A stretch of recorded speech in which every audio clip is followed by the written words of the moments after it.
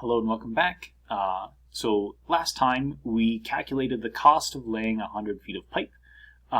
So we were given the marginal cost, meaning the cost sort of per unit of whatever it is that we're doing. So this is going to be dollars per foot if we're installing, say, like a water pipe that we'd measure in feet.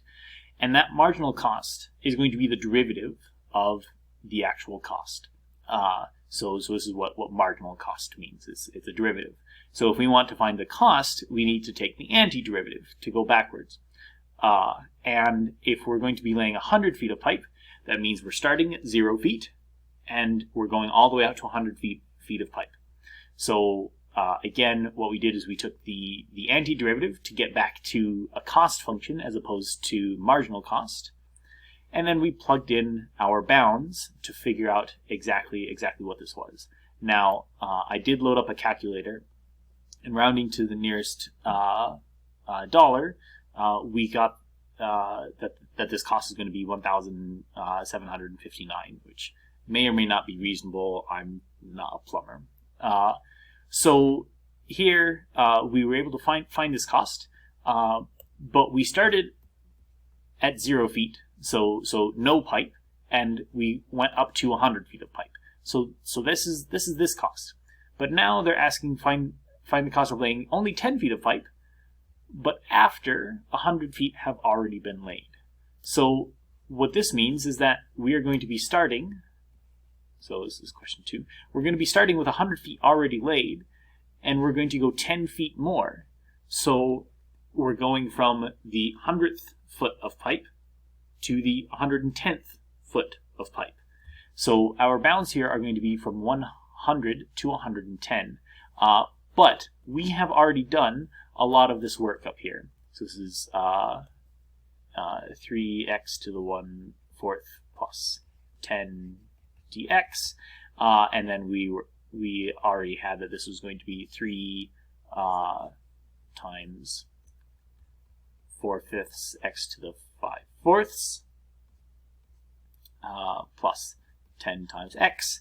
But now our bounds will change, so we're going to go from 100 to 110. So again, plugging in, let's say 110 first. So 3 times 4/5, that's 12/5. 110 raised to the 5/4 plus 10 times 110. And we're going to take all of that and we're going to subtract when we plug in 100. So 12/5 times 100 to the 5/4 power plus 10 times 100. And we're again subtracting all of that. And this would be something that we could simply plug into a calculator. So let's do that really quick.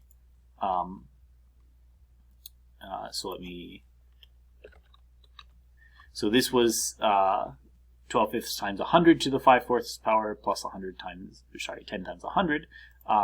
So I'm just going to do the same thing, but I'm going to have 110 in here.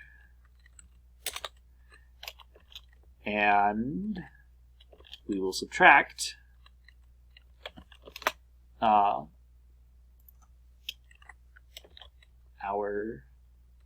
what happens when we put 100 in here.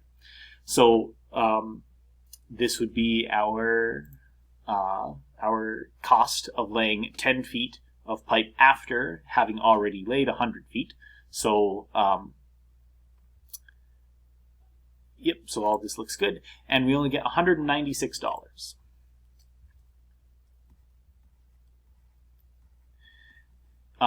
When 196 doesn't really look like 1/10 of this guy, but the cost is going to fluctuate a little bit with each section of pipe laid. So yeah, so this is just an example of looking at how to use the integral in more of an applied setting with units when we are given, say, like marginal cost, which will be the derivative of the actual cost. One more thing that I would like to mention is that sometimes we can be in situations where taking the integral is actually going to be the hard way to find a value. So let's say that a problem asks you to find the integral from 0 to 7 of some function, which I'll just call a of t, and we're integrating with respect to t. So let me draw a function that I have in mind here, and this function is going to look like this. And if I tell you a little bit about this function, I'm going to tell you that this is going to be essentially like a circular arc, centered at 0. So one way to find this integral, let's see here, from 0 to 7. One way to find this integral would be to find a formula for a of t, plug it in, and try to take the integral. And what I'll tell you is that a of t is going to look rather messy. It's going to be 49 minus square root of 49 minus t squared. And this doesn't look like a nice integral to take, because we're used to taking integrals of powers of t, but this is going to have something funky going on with the chain rule, and we haven't seen how to do a chain rule with the antiderivative yet. So this is not something that I could take the integral of very easily. But we know that an integral is just an area between the curve and the x-axis, and this area here, that's just a quarter of a circle, and that's it.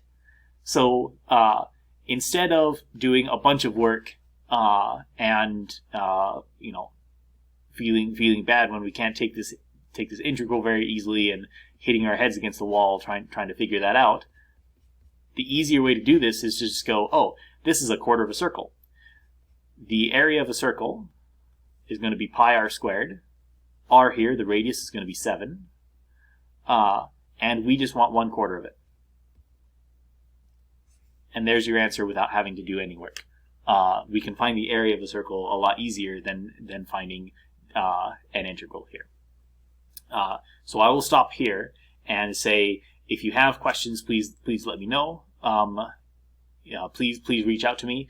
Integrals are very, very, very important. So the next couple weeks of assignments will all be about integrals and seeing how we can figure out harder and harder integrals. So maybe we'll even see how to take this integral without just finding the area.